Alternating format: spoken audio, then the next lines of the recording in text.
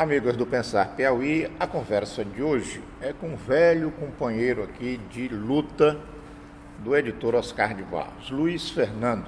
Luiz Fernando, catarinense, lá do sul do país, foi previdenciário, colega meu de trabalho, militamos no sindicalismo da Previdência por um bom tempo. Hoje ele mantém um escritório de advocacia voltado para as questões trabalhistas do serviço público.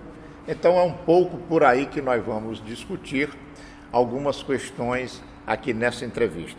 Luiz, eu começo te perguntando, ali por volta do governo Temer e a aprovação do teto dos gastos, basicamente em políticas públicas, né? Porque foi aprovado que o país não podia gastar acima de um determinado teto em saúde, educação e tal, mas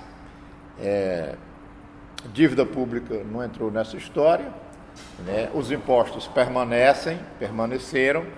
Então eu queria saber um pouco da tua opinião sobre essa situação proposta e aprovada e que o brasileiro vive do governo Temer para cá, da limitação de gastos com as políticas públicas. Então, eu diria que nós tivemos ali o começo da destruição do Estado brasileiro.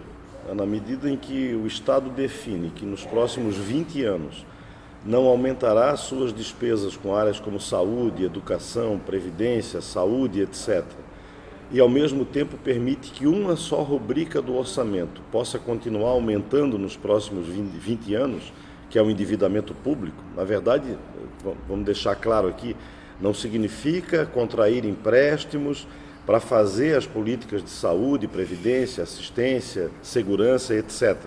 Significa repassar para o sistema financeiro juros em cima de juros de uma dívida que já foi paga, a nosso ver, pelo menos, inúmeras vezes. O Brasil paga hoje por ano em torno de 1 trilhão e 300 bilhões de reais de juros e amortização da dívida pública. E aí nós deveríamos pensar, bom, se pagou esse ano 1 trilhão e 300 bilhões de reais, então no ano que vem a dívida vai diminuir, ele vai pagar 500 bilhões, 200 bilhões, até desaparecer.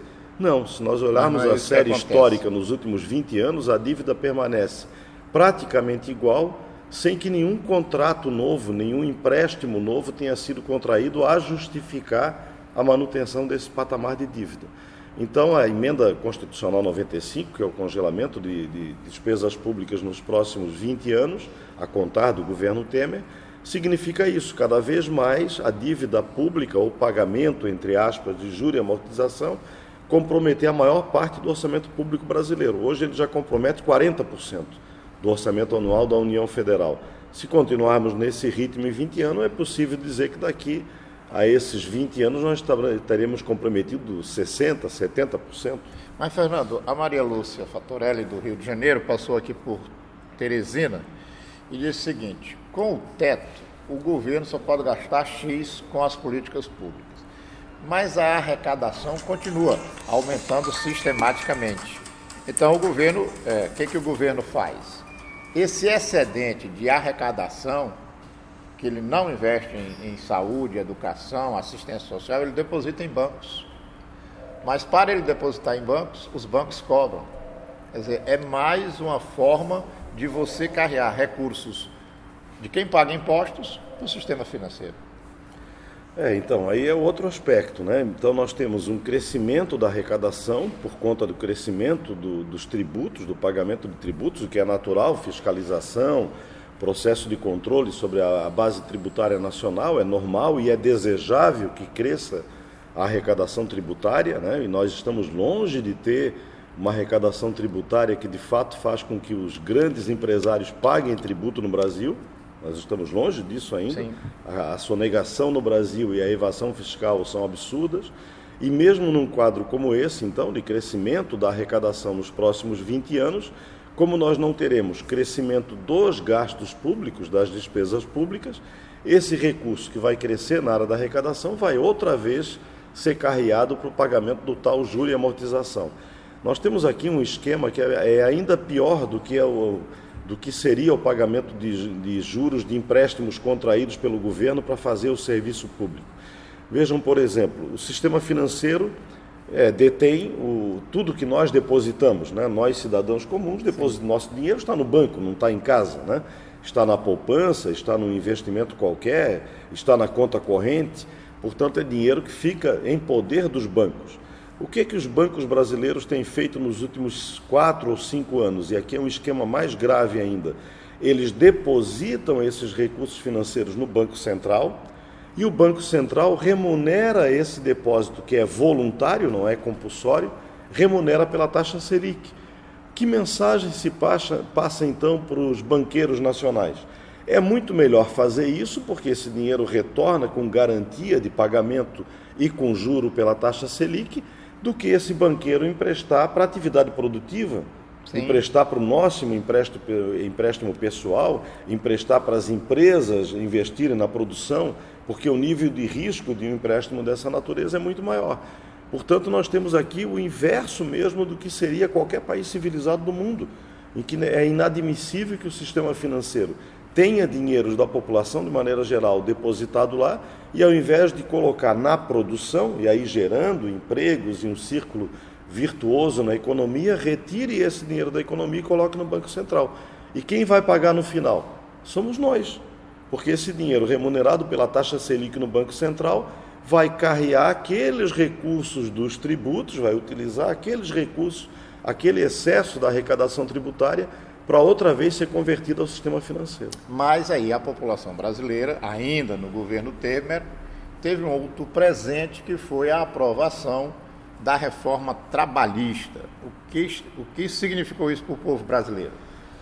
Vejam que, a meu ver, tudo isso está encadeado, né? Na medida em que a alegação é de que não tem recursos nas empresas, de que as empresas estão em dificuldades financeiras, vem todo o argumento do custo do trabalho formal, né, a justificar as medidas como a reforma trabalhista. Quer dizer, as empresas não têm recursos financeiros porque é difícil o crédito, inclusive o crédito de circulação de giro das empresas, é difícil por conta desse esquema mencionado anteriormente. As empresas passam a então alegar essas dificuldades financeiras, a justificar a reforma trabalhista como ela foi aprovada. Nós já temos quase 3 anos de aprovação da reforma. Sim. E aquilo que nos pregavam que seria o paraíso logo depois da aprovação, pleno emprego, enfim, uma quantidade enorme de jovens absorvidos pelo mercado de trabalho, é evidente que isso não aconteceu. E ao contrário, né, não é comum, ninguém acredita que o empresário, quando tem redução do custo do emprego, repassa essa redução de custo para a contratação. Ele vai ter mais lucro com essa contratação, com essa não contratação, com essa despedida, com esse contrato temporário, e os trabalhadores, de maneira geral, cada vez mais se submetendo, então, a subemprego, a contrato temporário. Basta olhar nas ruas das grandes cidades brasileiras, a uberização é hoje uma realidade absurda, não só nos serviços de locomoção, de táxi, mas em praticamente todas as atividades é subcontratação em cima de subcontratação. E agora piorando com o uso desses mecanismos no próprio serviço público.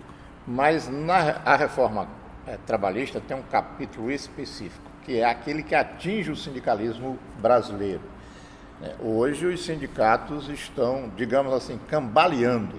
O que o movimento sindical, Luiz Fernando, precisa fazer para se reorganizar a partir do que aconteceu com o próprio movimento e a reforma trabalhista? Essa dificuldade financeira que tu mencionas é fruto principalmente do fim do imposto sindical, né, da contribuição sindical obrigatória. Eu diria que aí faltou ao movimento sindical brasileiro se preparar para isso, porque sobretudo o movimento sindical mais à esquerda, patrocinado pela CUT desde os anos 80, sempre foi contrário ao imposto sindical obrigatório. Portanto, nós deveríamos, sobretudo esses setores, deveríamos ter nos preparado para o momento em que isso viria. E não nos preparamos, ao contrário, ao longo dos últimos anos fomos cada vez mais nos acomodando com esses recursos financeiros que eram vultosos, né, e fazendo o movimento sindical depender cada vez mais dele. No momento que essa fonte de recursos se esgotou, o movimento sindical, seja ele de esquerda ou da pelegada antiga, que sempre sobreviveu à custa do imposto sindical, esse movimento teve um baque substancial. A diferença é absurda entre o que se arrecadava há 3 anos atrás e o que se arrecada hoje. Mas não vejo uma solução a não ser a mobilização dos sindicatos, a legitimação dos sindicatos, a capacidade deles ser reconhecido nas categorias e fazer com que as categorias se filiem livremente ao sindicato. Nesse aspecto, as entidades de funcionalismo público têm uma característica interessante. Elas nunca dependeram, nunca tiveram imposto sindical desde a Constituição de 88. E os níveis de sindicalização lá são imensamente superiores, voluntária à sindicalização, do que é no setor privado. Talvez se precise experimentar um pouco o que foi vivenciado no setor público, reconhecendo que também tem uma redução do nível de sindicalização nos últimos anos decorrente de outros fatores no funcionalismo público, mas são sindicatos que sobrevivem a partir de uma contribuição voluntária. Sim. Bom, mas aí a gente sai do governo Temer, chega no governo Bolsonaro, e ele tinha aí, digamos assim, uma dívida com a banca, que era a aprovação da reforma da Previdência Social. Ele jogou toda uma força, mídia de televisão, propaganda e acertos com o Congresso Nacional e aprovou a reforma da Previdência. O que o brasileiro vai fazer agora? Eis aí uma grande pergunta, né? Nós advogamos nessa área de previdência, setor público, e estudamos muito a questão previdenciária brasileira. E, de fato, o que se projetou para a população brasileira é uma dificuldade extrema de acesso à aposentadoria, sobretudo no setor privado. Também no setor público foram introduzidas regras que restringem bastante o acesso, reduzem o valor da aposentadoria, etc., mas o mais grave é no setor privado, porque na medida em que você introduz mecanismos que exigem uma idade mínima, eu diria, elevada demais para a média de expectativa de vida da população brasileira, sobretudo se pensarmos as diversas regiões do Brasil, se pensarmos atividades trabalhistas que diferem bastante, uma coisa é ser trabalhador braçal, né, que faz força e está colocado à temperatura, ao sol, à chuva ao longo dos dias, trabalho em minas de carvão e etc. Sim. E outra é uma atividade num escritório. Quando você exige uma idade só, igual para todo o Brasil, independentemente das circunstâncias regionais, né, da expectativa de vida regional e também das atividades exercidas por esses trabalhadores, isso significa dizer que alguns jamais chegarão à aposentadoria. Nós podemos afirmar, metade da população do Maranhão, talvez do Piauí, sim, talvez de alguns estados do norte do Brasil, não conseguirá atingir as condições de aposentadoria antes de morrer. Talvez deixe lá uma pensão, quando muito, e mesmo assim ainda mitigada, né, reduzida em seu valor, porque não conseguirão cumprir as exigências atuais de aposentadoria. Esse eu diria que é o principal absurdo da reforma previdenciária. Sem falar do que ficou para um segundo momento, que penso que voltará à carga em 2020, que é o projeto de capitalização da Previdência brasileira. O governo perdeu esse debate no Congresso Nacional do ano passado, mas o ministro Paulo Guedes reafirma que vai retomar esse debate em 2020. Você falando da reforma da Previdência, fez menção aí a atividades de trabalho periculosas, expostas aí, que exigem do corpo humano bem mais do que uma atividade tipo de escritório, como você fez referência. Agora, no bojo aí dessa reforma da Previdência, os militares foram muito privilegiados. Ou você discorda disso? Não discordo, ao contrário. Não houve reforma previdenciária no setor militar. Tudo que houve ali foi a concessão de vantagens salariais para as altas patentes, não para as baixas patentes, né? Os militares lá, o sargento, o cabo, o soldado, esses não foram beneficiados com as novas tabelas salariais. Já os generais, os coronéis, etc., esses foram beneficiados com uma nova tabela. Então, o governo diz, não, mas eles agora vão pagar contribuições previdenciárias mais elevadas. Ok, todos devem pagar razoavelmente igual às contribuições previdenciárias. O que o governo fez em relação a essas altas patentes das áreas militares foi conceder um aumento salarial substancial para eles, para que ali dentro caiba todo o pagamento da contribuição previdenciária que eles não tinham, ou tinham em patamares insignificantes, e ainda assim gerando aumento salarial. Então, não há, no setor militar, não há efetivamente uma reforma de caráter previdenciário. Por exemplo, as filhas dos militares que não se casam continuam tendo o direito a receber pensão do pai. Né? São pessoas que têm já 40, 50 anos de idade, que constituíram família, mas não formalizam a relação marital que tem. E que do ponto de vista físico não tem problema nenhum, que podem elaborar absolutamente com tranquilidade. nada. Nós não estamos falando aqui, é bom deixar claro, de pessoas que, por exemplo, de famílias de combatentes da Segunda Guerra Mundial, e que de forma justa essas mulheres, essas crianças, mesmo esses homens jovens, etc., perdendo o pai em idade precoce, deveriam ter tido lá na década de 40, no final dos anos 40, uma proteção do Estado, por um certo espaço de tempo, mas nós estamos em 2020. Essas pessoas, muitas dessas pessoas já morreram. Sim. O que nós estamos falando agora é de gente que, filhas de militares, que têm uma vida normal, uma atividade, inclusive de servidor público ou de trabalhador do setor privado, muitas vezes recebendo uma remuneração bastante razoável e que continua recebendo, por conta de ser filha de militar, recebendo uma pensão. Esse valor significa em torno de 2,5 bilhões por ano no Brasil. Quer dizer, nós temos 2,5 bilhões para dispor para essas pessoas, não estamos falando de pessoas necessitadas. Se a gente estivesse dizendo aqui, pessoa que não conseguiu emprego, que não teve atividade, que tem um problema físico que a torna incapacitada para o trabalho, eu não teria nenhuma dúvida. Acho que essa proteção é devida para os militares ou para o setor civil. Não é? Mas não é disso que se trata. Se trata do simples fato de ser filha de um militar. Muito bem, nós falamos aqui de teto, de gastos públicos, reforma trabalhista e reforma previdenciária, tudo já passou pelo Congresso.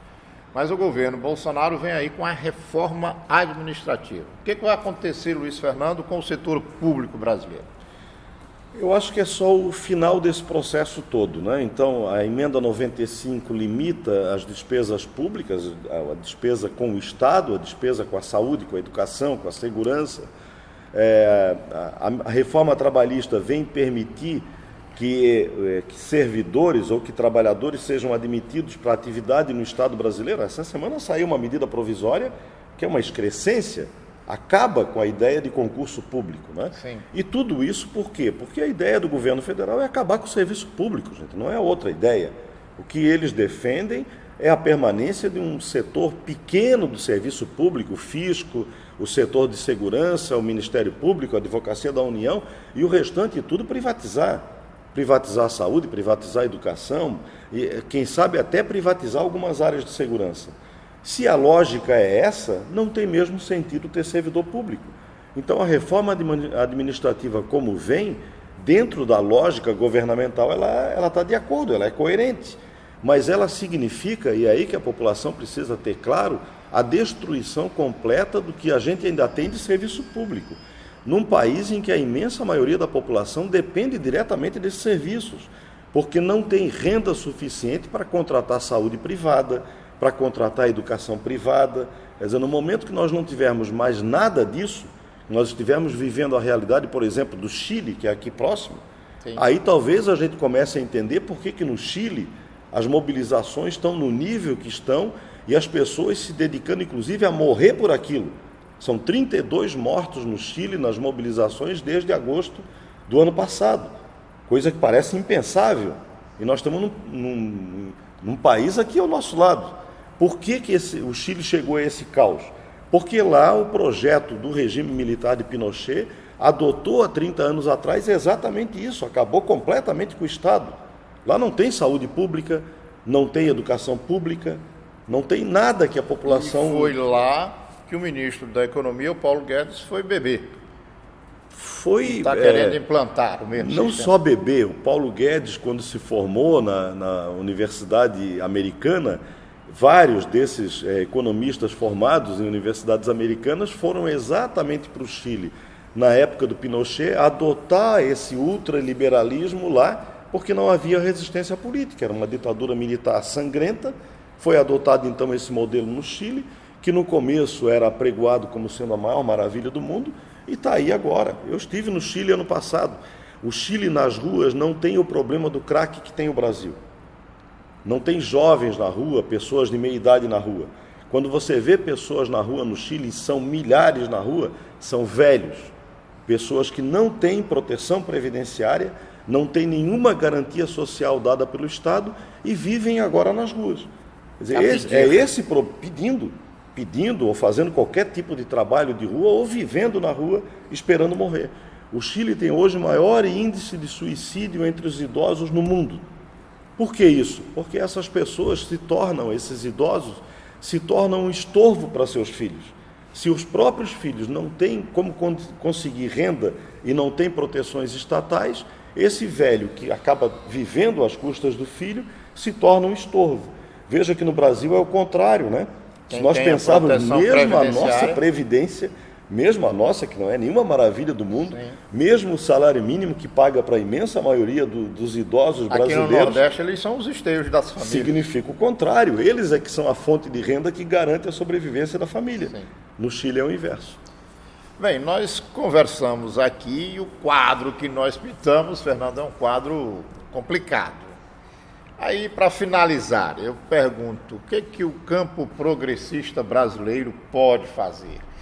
Onde é que nós vamos encontrar uma saída para respirar de tudo isso?